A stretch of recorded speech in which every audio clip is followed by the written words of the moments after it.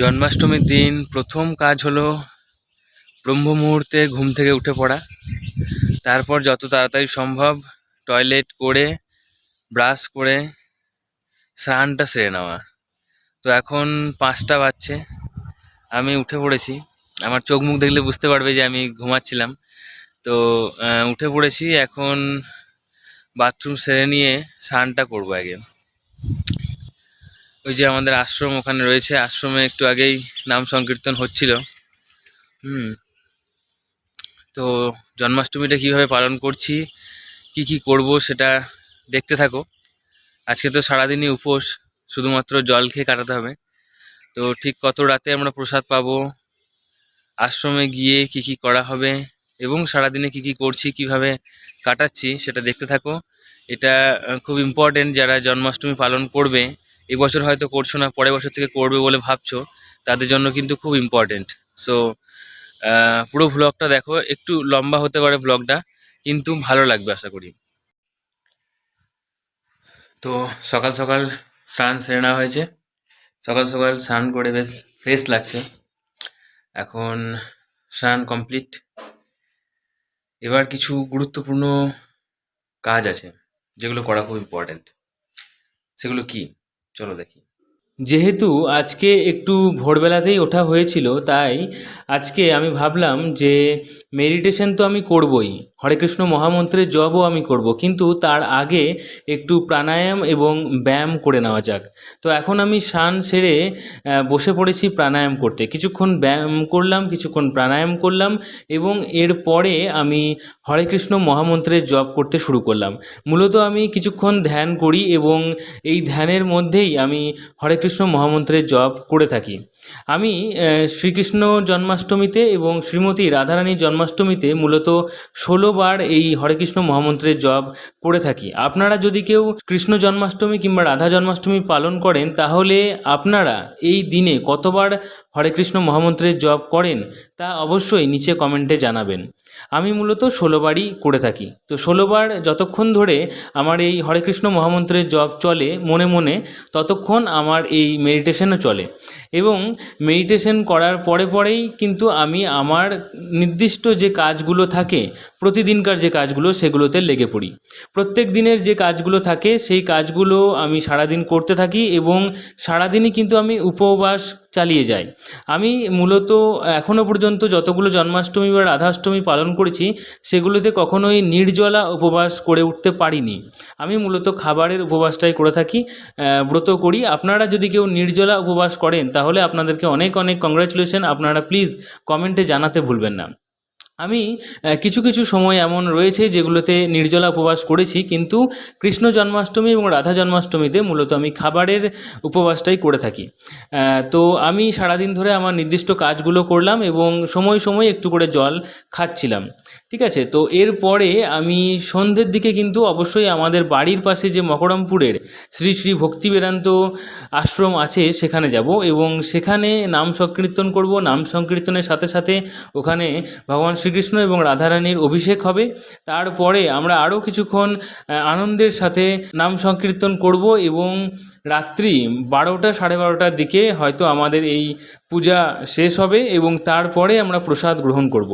আপনাদেরকে জানিয়ে রাখি যে কৃষ্ণ জন্মাষ্টমীতে কিন্তু আমাদেরকে মূলত সারাদিনই উপবাস করে থাকতে হয়, কারণ ভগবান শ্রীকৃষ্ণের জন্ম রাতের দিকে হয়েছিল। তাই রাতের দিকেই ভগবান শ্রীকৃষ্ণের পুজো শেষ হয়, তারপরে আমাদের প্রসাদ গ্রহণ করার পালা শুরু হয়। প্রসাদ গ্রহণ করতে করতে প্রায় 12টা থেকে সাড়ে 12টা বেজে যায়।